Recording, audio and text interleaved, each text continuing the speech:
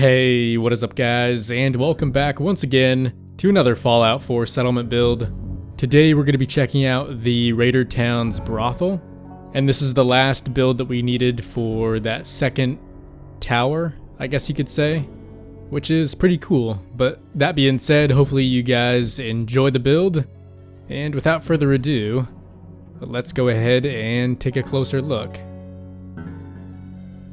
Alright guys, so here's the outside. I did do a little bit more work to this portion of it after finishing up the music lounge. So you'll notice there's a few more lights up there along with some curtains kind of hanging down over on the third floor, which is indeed where the brothel is. It's still not 100% done just yet, but like I always say, I'm going to save the last few bits of decorating the exterior for after all the catwalks are in, and even maybe some larger bridges and whatnot that kind of go from building to building. Now, like always, to get up to each of the floors, aside from the one on the very bottom, you'll need to take the elevator up. So here we go. And what I've tried to do is decorate the platform here so it's maybe a bit more themed, the same as the inside of the build. And I want to try doing this for not only future builds, but maybe some of the ones we've already done in the past.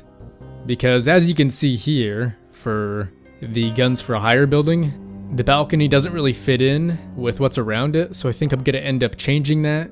So yeah, if you see a lot of our balconies and whatnot start to change in the future, this is pretty much why. But anyways, as for the deck outside of the brothel, there's not a whole lot going on, but as you can see, we still have the nice cushioned seating area along with some plants and even a cardboard cutout from the Nuka World DLC that I think fits in really well with this build. And in a way maybe sets you up for what you're about to see inside. Oh, and by the way, yes, they stole this sign from Good Neighbor, but they more so want it to mean that you want to make memories here rather than retrieve them, as you might do at the actual memory den. And I know I mentioned that in the previous video, but just in case you didn't see that, hopefully it clears some things up. Now that we're inside, though, I think it's safe to say that this place has a very apparent theme or mood to it. I mean, obviously it's got a lot of red going on, along with the occasional candle light or lantern light, which I think adds some decent accents here and there.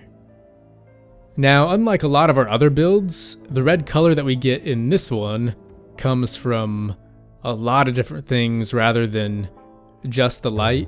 So we do have that, but there's also things like the banner, the reddish colored wood, and then last but certainly not least, most of the furniture. Now, for those of you asking, why the hell the color red? I'd say there's a few reasons behind it, but maybe the number one reason would be because of what it stands for.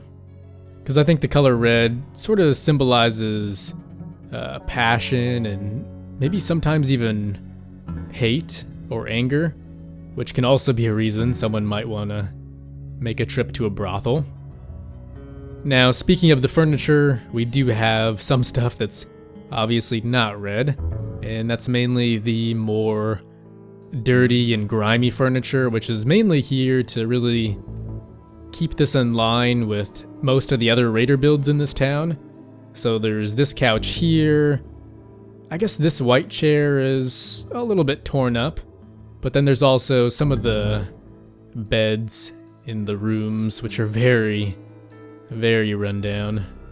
Now, whether that's because of old age or what they're being used for, I'd rather not say. But overall, they're just not really anything I'd want to spend too much time on.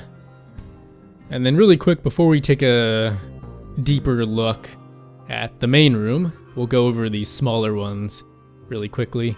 And for those of you who don't know what these are, basically, once a customer comes in here and finds a person they want to, spend some time with, They basically come in these back rooms, shut the doors, and then get down to business, if you know what I mean. But yeah, in here we've got a few different decorations to kind of set the mood. There are some mirrors, a decent painting on the back wall.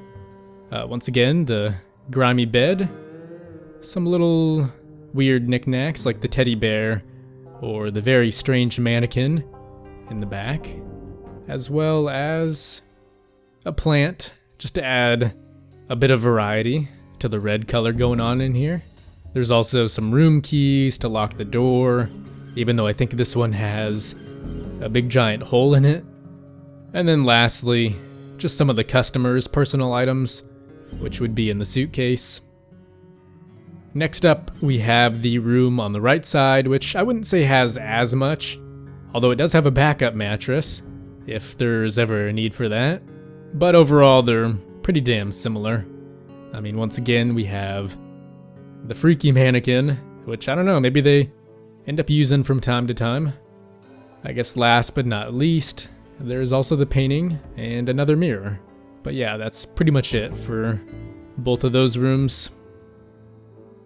Oh, and you know what? One thing I forgot to mention, which some of you may already know if you saw the previous video with the music lounge, but basically these stairs just lead right up there.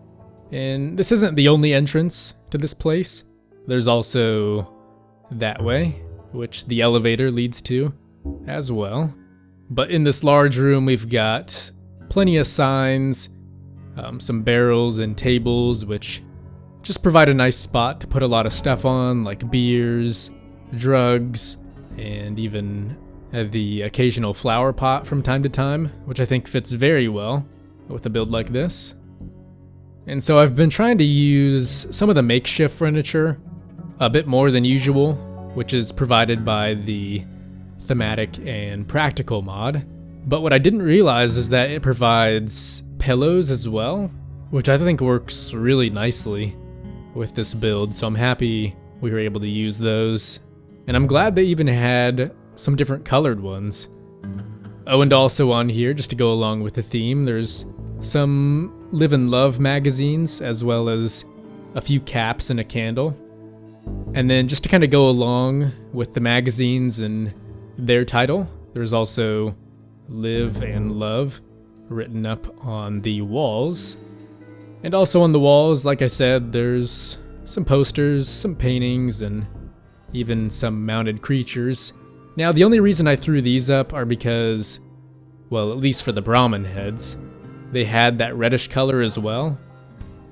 However, for the two above the back rooms, I was thinking maybe those could simplify what kind of mood you were in, and maybe that would dictate which room you went in.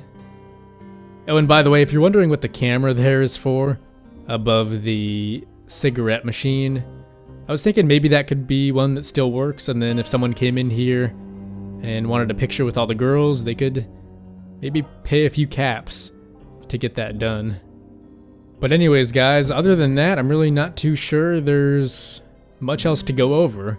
I'm hoping I can get this town done pretty soon, though, and then I'm thinking once that's completed and we've done the town walkthrough, I'll go ahead and just release my save file so you guys can come and explore all of my builds on your own. I think that would be pretty cool. But yeah, guys, all that being said, hopefully you did enjoy the build. Feel free to let me know what you thought down in the comments. Another thing I'm hoping to do pretty soon is maybe try and get some more NPCs in here, because as of now, the town feels very, very empty, which I'm not too happy with. I think I'd rather have at least a few people in each building so everything kind of looks like it's lived in, you know? So I'll try and get that sorted out by the time we get to the full town walkthrough. So that way, in a build like this, we can have, you know, some people sitting down on some of the furniture, and then maybe even settlers in skimpier attire walking around. But who knows, maybe that's a bit easier said than done. So yeah, guys, once again, thanks for watching. Hopefully you did enjoy what you saw. And as always, I will see you in the next one.